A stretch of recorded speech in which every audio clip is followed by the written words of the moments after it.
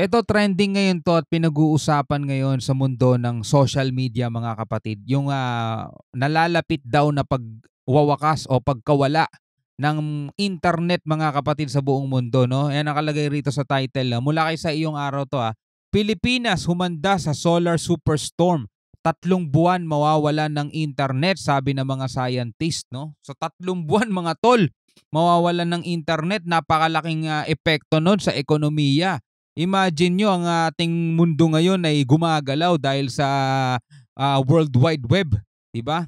Imagine nyo yung Amazon, no, 'di ba? Yung isa sa mga naging pinakamayaman sa buong mundo si Jeff Bezos, 'di ba? Kumikita 'yun sa internet. Siyempre lahat ng mga business, mga tol, Google, YouTube, Facebook at iba pa. Lahat ngayon mga online seller. Paano ka makakapag-online selling kapag walang internet? So 3 buwan mga tol. Ito ba ay mangyayari talaga? So yan ang ating aalamin at bibigyan natin ng reaction video mula rito kay sa iyong araw. Wag na natin patagalin pa. Panoorin na natin 'to mga tol. Sa pagkakataong ito, ating pag-usapan ang isa sa mga pinaka-nakakapanik na mangyayari sa ating mundo, ang pagkawala ng internet ng ilang buwan. At para sa karamihan, ito ay isang bagay na talaga namang nakakatakot dahil katulad sa tubig at hangin, ang internet ngayon ay isa sa mga pinakapangunahin na needs ng tao, lalong higit sa mga kabataan at sa ekonomiya ay napakalaking kawalan ito kung mawawala ang internet. Yeah. Halika ating pag-usapan ang isang kaganapan na nagiging hinog na ang solar superstorm na maaring magbibigay ng kawalan ng internet ng ilang linggo o buwan ayon sa isang scientifico na si Professor Peter Becker. Nagtatrabaho kasama ang isang kupunan na may layuning lumikha ng maagang babala para sa mapangaib na solar superstorm na makakasira sa critical na technology na maaring patayin ng solar superstorm ang internet. Ating itong pag-usapan mga kaibigan. Ano ba ang magiging epekto nito sa mundo mga tol? Alamin natin.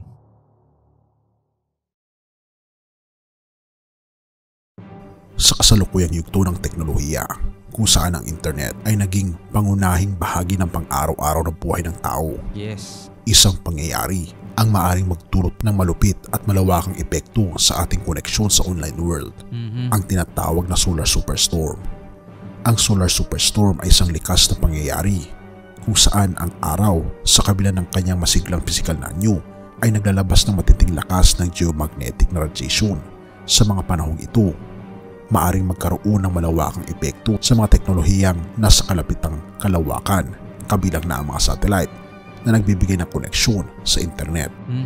Kung ating mapapansin, ito ang ilan sa mga features na sinasabi na ang solar superstorm ay malapit nang mangyari sa ating planeta dahil nangyari na raw ito noon ikapa ni Becker, isang scientifico na nag-aaral patungkol sa larangan na ito. 1859, nangyari ang solar flare na ito na nakaapekto ng matindi sa planet Earth.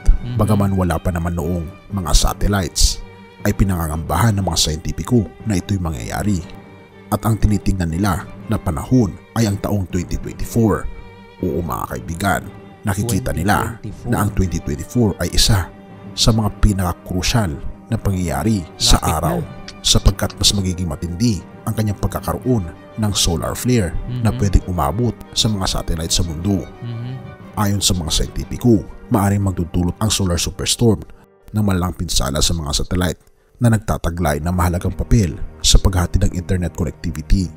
Ang pag-atake ng malupit na geomagnetic radiation ay maaaring maging sanhi ng pagpagsak o malfunction ng mga satellite na magre-resulta sa pansamantala o kahit na matagalang pagkawala ng internet. Sa ganitong sitwasyon, ang Pilipinas kasama ng ibang mga bansa ay makakaranas ng matinding pag-urong sa mga serbisyong online mula sa pang-araw-araw na komunikasyon, edukasyon, trabaho at iba't ibang aspeto ng buhay. Malaki ang maaaring maging epekto nito sa panghalatang pamumuhay ng tao. Sa harap ng potensyal na peligro, mahalaga ang pagtutok ng bawat bansa sa pagbuo ng mga plano at takbang upang maibsan ang epekto ng solar superstorm Ika pa ng mga scientifico. Ang mga ahensyang may kinalaman sa teknolohiya at infrastruktura ay dapat magsagawa ng mga hakbang upang mapanatili ang kaligtasan at kalayaan ng bansa sa panahon ng ganitong krisis. Bilang paghahanda, maaaring isagawa ng mga pamahalaan ang mga sumusunod na hakbang na ayon din sa mga scientifico. Una, paghahanda sa backup systems. Pagtataguyod ng mga backup systems para sa kritikal na teknolohiyang nagbibigay ng internet upang mapanatili ang koneksyon sa kabila ng pagkakaroon ng problema sa mga pangunahing sistema. Pangalawa, pagbuo ng resilient na infrastruktura, pagpapalakas at pagpapatibay ng lokal na infrastruktura, lalo na sarangan ng komunikasyon upang mapanatili ang koneksyon sa gitna ng anumang pagkawalan ng internet. Pangatlo, edukasyon at kampanya, pagbibigay kaalaman sa publiko hinggil sa potensyal na panganib ng solar superstorm at kung paano sila dapat maganda at kumilos sa panahon ng krisis. Pang-apat, koordinasyon sa iba't ibang ahensya. Mahalaga ang koordinasyon at pagkikipagtulungan ng iba't ibang sektor ng gobyerno, pribadong sektor at iba pang sangay ng lipunan upang masiguro ang masusing pagtugon sa anumang krisis. Bagaman ito ay tila isang pangyayaring malayo sa ating pang-araw-araw na buhay, ang mga solar superstorm ay hindi imposible at maaaring mangyari na ito. At sa pagiging handa at pagkakaroon ng tamang hakbang, maaaring maibsan ang potensyal na pinsala nito at mapanatili ang konektado at komunikasyon sa kabila ng hamon ng kalikasan. At kung mangyayari man ito, naniniwala ako na ito ay isa sa mga senyales na tayo ay malapit na sa katapusan ng mundo. Ngunit ang hindi nawawala na koneksyon ay ang ating koneksyon sa ating Panginoong Diyos. Dahil kahit anong mangyari, kung tayo ay tatawag sa Kanya, Siya ay tutugon. Alright mga kapatid, alam nyo yung tao ay magagawa namang mabuhay kahit walang internet mga tol. Dahil wala naman talagang internet dati, di ba?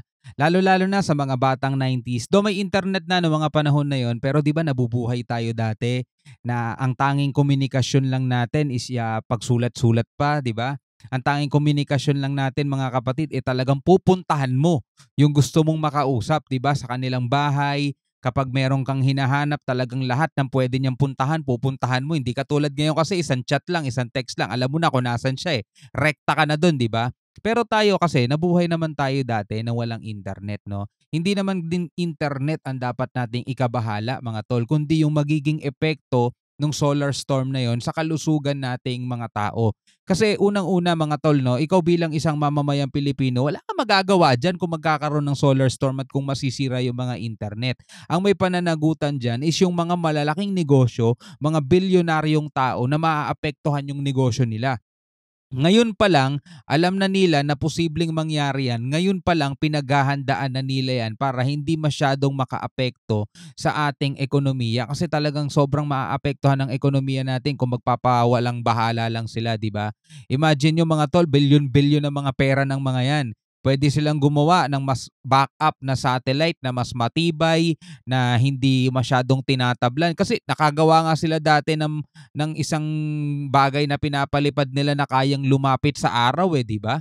Kayang lumapit sa araw nang hindi nasusunog, di ba? Merong ganong lumilipad diyan. Di gumawa sila ng mga satellite na hindi basta-basta kayang maapektuhan o masira sa pamamagitan ng solar storm mga tol. Kaya nila yun dahil mayayaman yung mga yan mga tol may mga backup plan yan. Hindi yan ang dapat nyong isipin o hindi yan ang dapat nating alalahanin kasi sila na bahala doon. Pananagutan na nila yung mga tol, tungkulin na nila yon. At sila lang din naman ang may kapasidad o kapabilidad na magawa yung mga bagay na yon. Tayo mga ordinaryong tao, kung mangyayari man yun na talagang mawawala ng internet, ano magagawa natin, di ba? Life must go on, di ba? Sabi nga ganun. Do maapektuhan talaga yung mga hanap buhay natin. Like for example, mga vlogger, YouTube, 'di ba? Paano tayo makakapag-vlog, paano tayo makakapag-YouTube kung walang internet, 'di ba? Yung mga online seller, mga online nag-o-online selling, paano sila makakapag-online selling kung wala silang internet, 'di ba? Halos lahat ngayon gumagana na sa pamamagitan ng internet. Yung mga delivery, mga courier, 'di ba, gumagamit ng internet 'yan, mga bangko, mga malls, lahat gumagamit 'yan. So maaapektuhan talaga mga tol. Pero naniniwala ako ang tao ay kayang makapag-adapt sa kung ano man ang sitwasyon. Kaya nga tulad ng sinabi ko kanina, hindi internet ang dapat natin problemahin diyan, eh, kung ano yung magiging epekto ng solar storm na yon sa ating mga kalusugan, 'di ba? Hindi ba ito makakasama sa kalusugan natin, 'di ba? So tayo bilang mamamayang Pilipino, kailangan natin paghandaan yung pagpapalakas ng ating katawan. Pero yung pag-aayos, mga backup system, mga ganyan, eh ibigay na natin sa kanila yon dahil sila na ang may kakayanan nun, mga tol. 'Di ba? So ikaw bilang isang Pilipino, ano ang masasabi mo dito sa videong napanood natin? Comment ka naman sa baba at pag-usapan natin yan. Maraming maraming salamat sa panonood. Hanggang sa muli, ako nga pala si Shobal T. Peace out.